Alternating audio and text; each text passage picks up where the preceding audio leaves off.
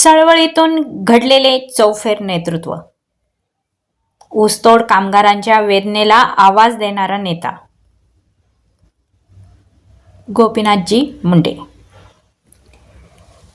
महाराष्ट्राच्या राजकीय पटावर काही नेत्यांची ओळख पदांमुळे ठरते, तर काहींची ओळख जनतेच्या हाकेला दिलेल्या प्रतिसादामुळे ठरते. गोपीनाथ मुंडे हे दुसऱ्या प्रकारातले नेता. ते पदांनी मोठे झाले नाहीत, पद त्यांच्यामुळे मोठी वाटली.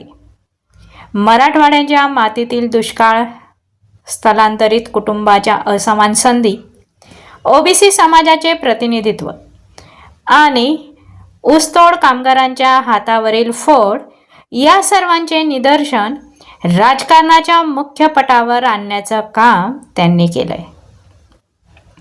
आजकालच्या राजकारणी नेत्यांना बघून मुद्दामच गोपीनाथजी मुंडे यांची आठवण झाल्याशिवाय राहत नाही. ऊसतोड कामगारांचा प्रश्न, वेदनेपासून विधानसभेपर्यंतचा प्रवास. महाराष्ट्रातील सर्वात उपेक्षित आणि एकाकी वर्ग म्हणजे ऊसतोड कामगार. शेकडो किलोमीटर दूरच्या कारखान्यांमध्ये हजारो कुटुंबांचं स्थलांतर, आरोग्य सुरक्षा सुविधा नसणं, मजुरीवर मधल्या दलालांचा हस्तक्षेप, हा वर्ग अनेक दशकं दबलेला होता, कारण त्यांच्यासाठी आवाज देणारा कोणी नव्हता. मुंडेंनी हा शांत वर्ग व्यवस्थेच्या नजरेसमोर आणला.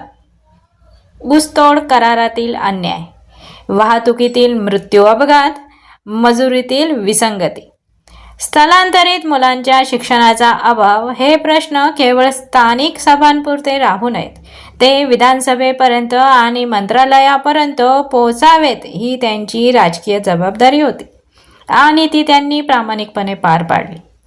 मुंडे असताना ऊसतोड कामगारांचा प्रश्न हंगामी वेदना नव्हता, तो राज्याचा प्रश्न बनला होता.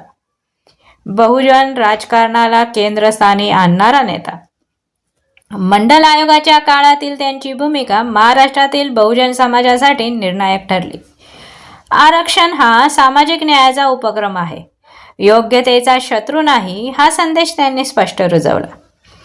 संधीच्या समानतेवर त्यांचा विश्वास होता आणि प्रतिनिधित्वातील तफावतीवर त्यांचा काटेकोर अभ्यास होता.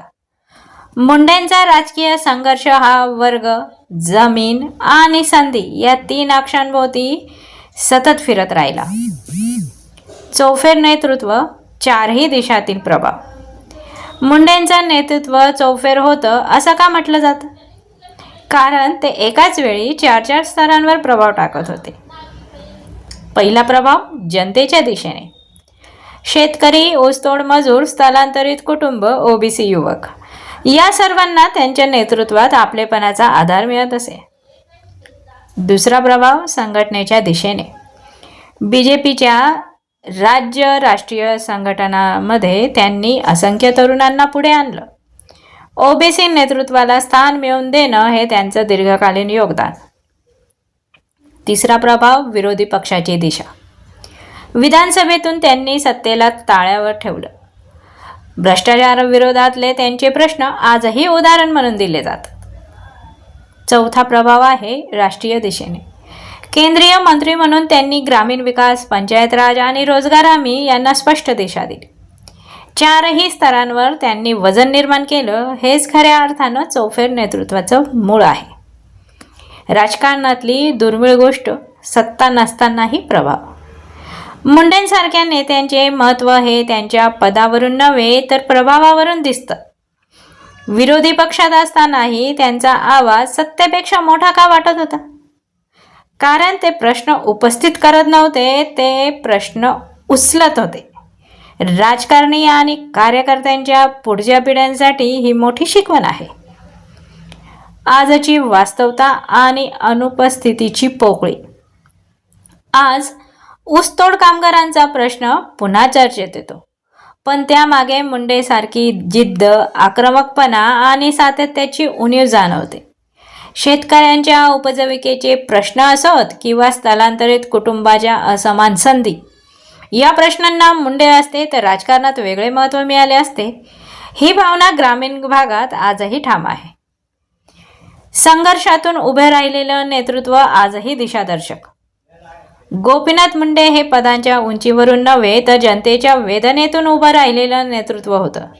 ऊसतोड कामगारांच्या घामाला प्रतिष्ठा मिळवून देणारा नेता, बहुजनांच्या संघर्षाला राजकारणाच्या केंद्रात आणणारा नेता आणि विरोधी पक्षातही सत्तेला उत्तरदायी करणारा नेता.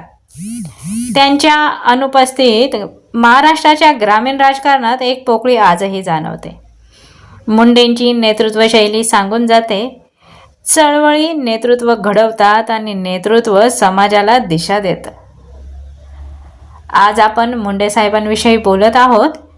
हे त्यांचा आज काही विशिष्ट वाढदिवस किंवा स्मृतिदिन नसताना, कारण अशा थोर नेत्यांची आठवण ही आपण आजूबाजूला झालेल्या राजकारणाच्या विध्वंसक वाटचाली बघताना आपल्याला आपोआप मुंडे साहेबांसारख्या नेतृत्वाची आठवण येते. आज फक्त त्यांच्या आठवणीसाठी ब्युरो रिपोर्ट, आपली दुनियादारी, नाशिक.